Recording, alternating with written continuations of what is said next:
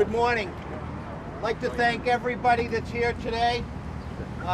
Just to let you know, this is a continued project.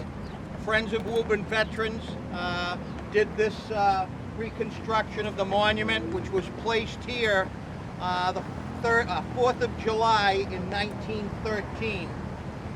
This cowl was placed on Woburn Common, and it has remained here ever since that time. It was our pleasure, along with a number of other veterans organizations in the city, to raise the funds and be able to do this reconstruction and then turn it back over to the city. I'd like to thank Mayor Galvin and the City Council for their strong support of this effort. Without them, we couldn't have accomplished this. Especially want to thank our good friend and committee member Bob Shore of Skylight Studios, who's responsible for the design and the construction. Jimmy DeLong in the Parks Department, Mark Quinn, Jay Duran, and Sergeant Scally, retired Woburn Police Department, and especially all the members of the Friends of Woburn Veterans that are here today. I would like to introduce Kathy Lucero from the Friends of Woburn Veterans Group, and our resident historian, to tell us about what is here today. Thank you. Good morning, everybody. I apologize. I lost my voice yesterday because Bob McGuire and I had the pleasure of taking out 400 third graders all week. And so 400 third graders have already learned about the USS Maine and the cowl, along with their teachers and principals and parents. So we were very pleased to show them this first. I'd like to give you a little bit of history on the cowl. This is the ventilator cowl from the battleship, the USS Maine, which was commissioned in 1895. The USS Maine in 1898, January of 1898, they were out of Key West, Florida, and they were headed to Havana, Cuba. And the reason being is they were there to protect the U.S. interests, because Cuba was fighting for their freedom from the country of Spain. And what happened on February 15th, the ship was in the harbor. Because of all of the commotion on the island, the Captain Sigsbee did not allow his sailors to go aboard.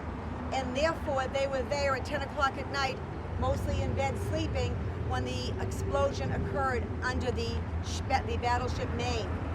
There were 355 crew members on the ship, including the captain, and of that, 294 were injured or lost their lives. 264 were sunk that day. What happened and what caused it, people think it was the direct cause of the Spanish-American War, but it was not. It was really only a catalyst for it. Because at that time, they had what they called yellow journalism. And what that was, there were publicists and journalists from William Randolph Hearst and Joseph Pulitzer who wanted the United States to go into war with Spain. They had that anti-propaganda, anti-Spain propaganda. They called it yellow journalism at that time.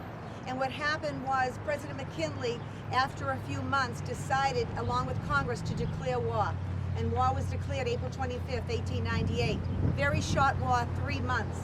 And at that time, Woburn had 185 men go and fight with Teddy Roosevelt, and some sailors were also involved in the Spanish-American War. We lost one soldier, Charles Malloy. And Charles Malloy would later go on, the encampment in Reading would be later named after him. What happened after that, in 1912. In 1912, the United States government decided to salvage the ship in the harbor. It was under the Cuban jurisdiction. They finally got permission and they brought it up.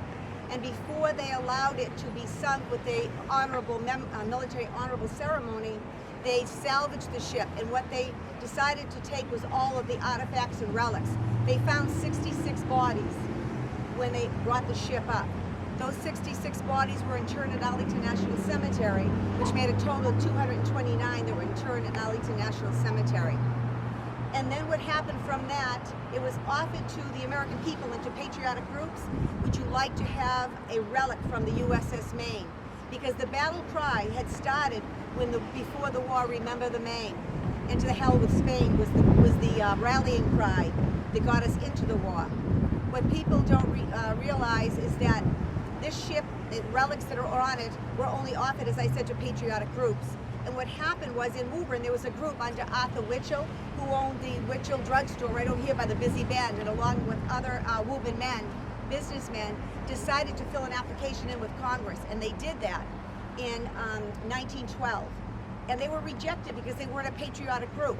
So what they did was they talked to the GAR, which is the Grand Army of the Republic, and the post was right over where this bank is right now. That was their headquarters. They were post 161. Well, because they were a patriotic group from the Civil War, they were allowed to fill the application and to get a piece of the cowl. There were 3 cowls, 3 ventilator cowls. One is in Los Angeles, one is in Rock Island, Illinois, and we were blessed enough to have this relic based on these patriotic actions of Woburn men, and especially our GAR.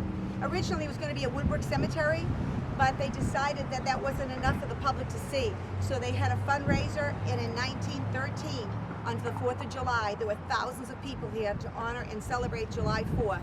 And what happened at that time was this dedication happened for the first time on July 4th, 1913. And the Mayor William Henshey accepted the cowl on behalf of the Woburn people. And there was a survivor of the U.S. Maine from Malden. His name was Frank Thompson, and Frank unveiled it, and here it stands since 1913. So we're very blessed to have the relic, and I'm hoping that many more people will see it.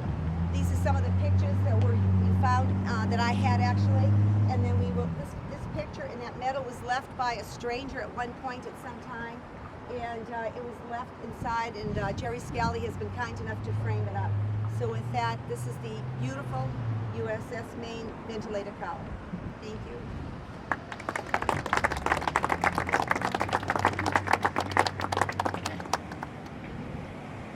I'd like to thank everybody for taking the time to come out today and see the unveiling of our newly reconstructed cowl.